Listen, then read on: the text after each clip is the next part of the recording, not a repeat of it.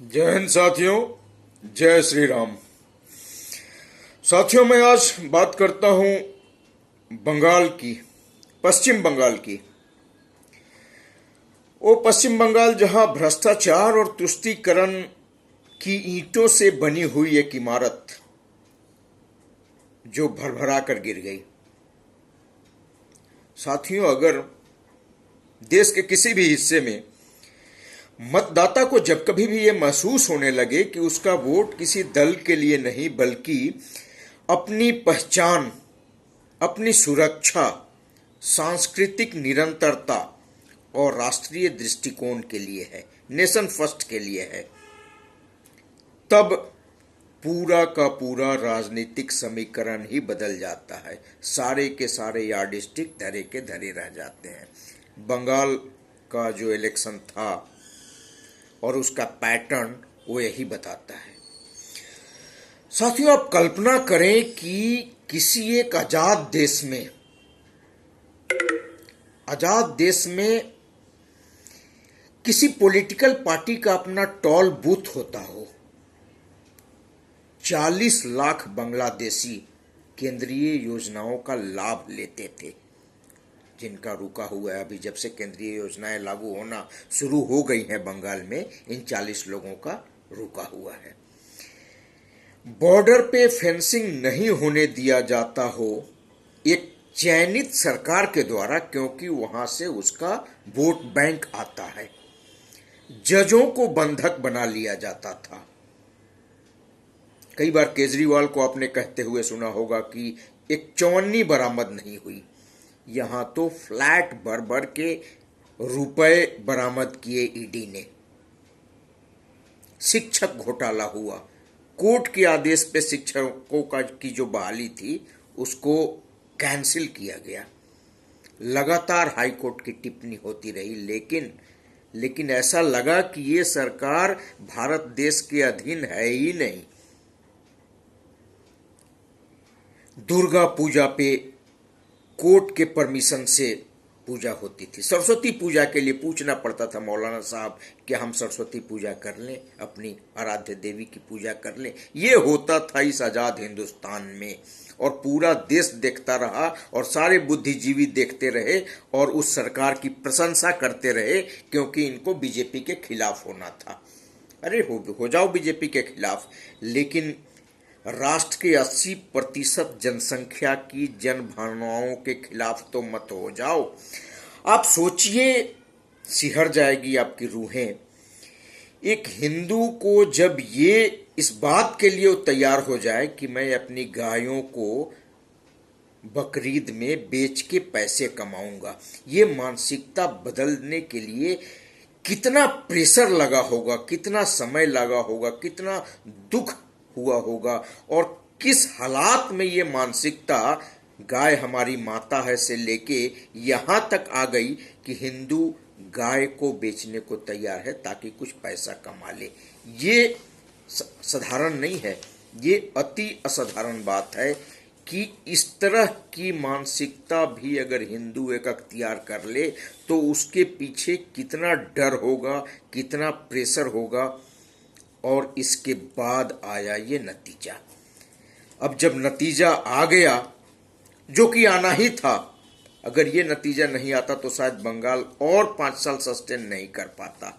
तो अब देखिए, पुष्पा की बारात निकाली जा रही है, वही पुष्पा जो कभी झुकेगा नहीं। जहांगीर फालता, देखिए कैसे बारात निकलती है उसकी।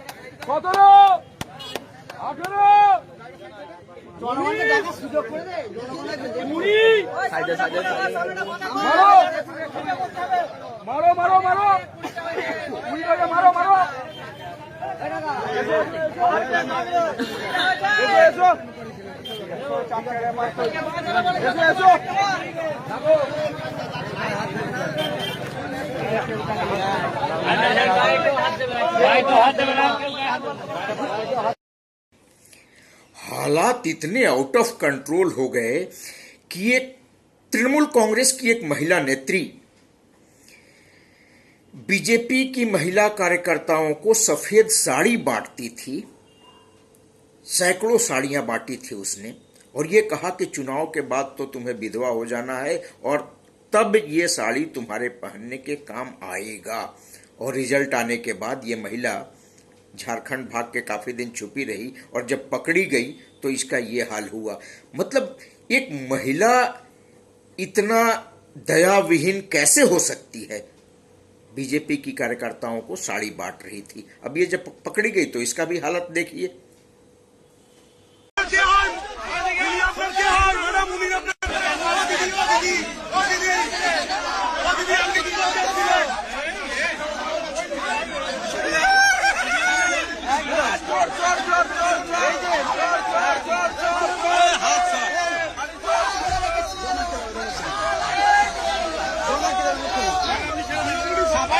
छोड़ना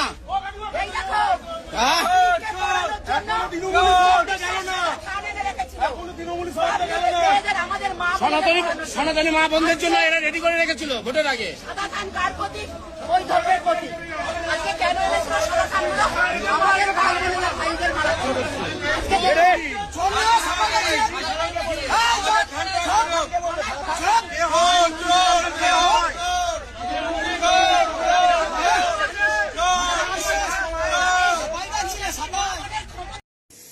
इसी तरह एक टीएमसी विधायक है मदन मित्रा, चुनाव के दौरान कहते फिरते थे कि भगवान राम तो मुसलमान हैं और तरह तरह के कुतर्क गढ़ते थे।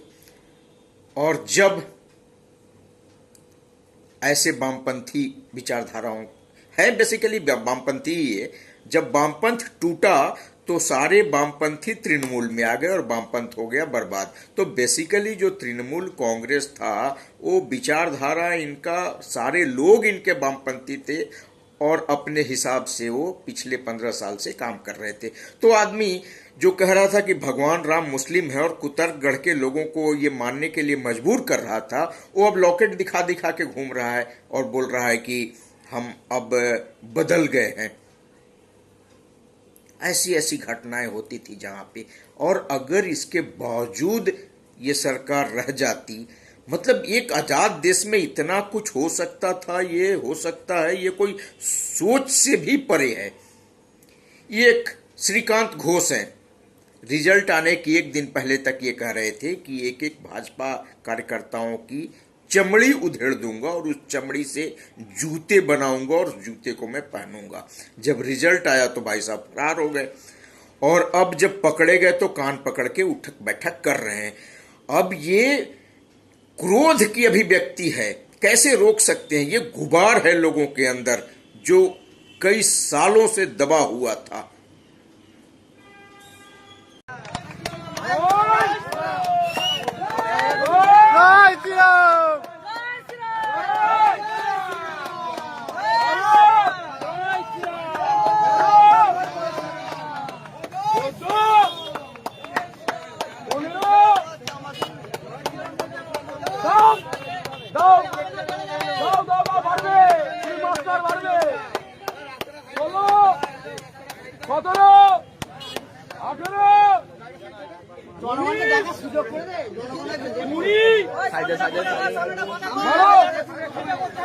मारो मारो मारो मारो मारो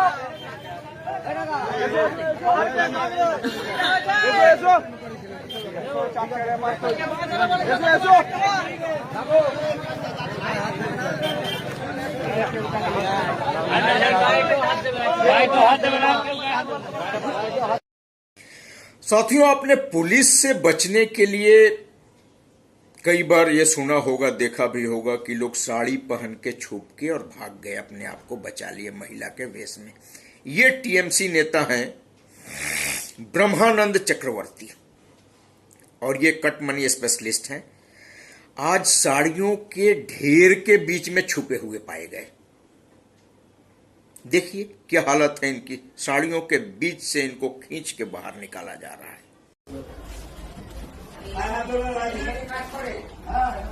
এই হারামি বেরো তুই ওখানে যে আমার লিখে দিচ্ছিলাম তোর সব সামনে তোকে তাই দাঁড়া কেউ বলবে না। তোকে কিভাবে যত্ন করে চল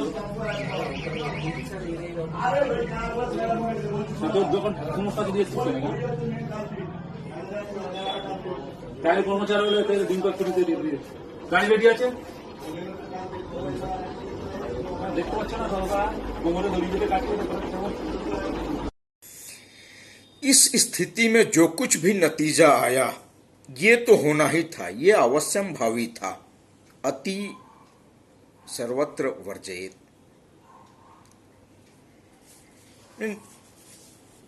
to much of anything is just good for nothing. तो ये टू मच हो गया था, नतीजा हुआ और इसके बाद अब जो हो रहा है वो भी एक्सपेक्टेड लाइन पे ही है। ये जो भागम भाग मचा हुआ है, लोग आखिर इनके साथ क्यों रहते?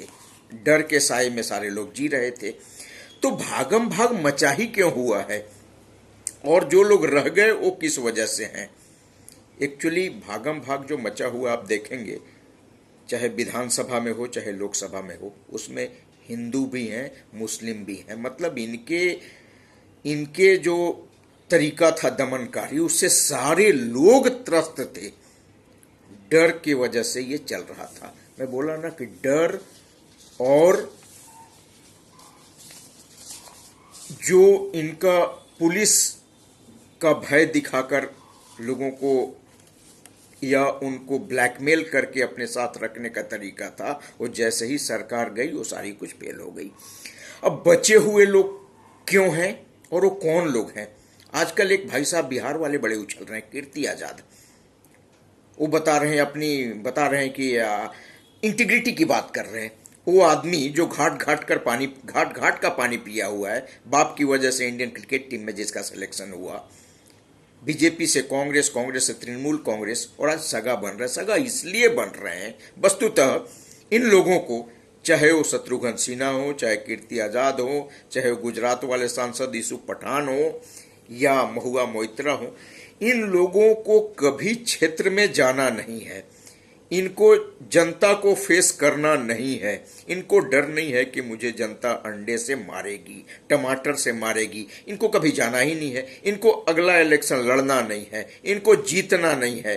तो ये कुछ भी बोले, फिर तो ये बकवास करते रहे। इनको पता है कि हमें और कोई दूसरा पार्टी लेगा नहीं। ये फूके हुए कारतूस हैं। अब कौन लेगा शत्रुघ्न सिन्हा को, कौन लेगा कीर्ति आजाद को, कौन लेगा यूसुफ पठान को? तो ये फूके हुए कारतूस है। इनके पास कोई रास्ता ही नहीं, इनको कोई लेगा ही नहीं।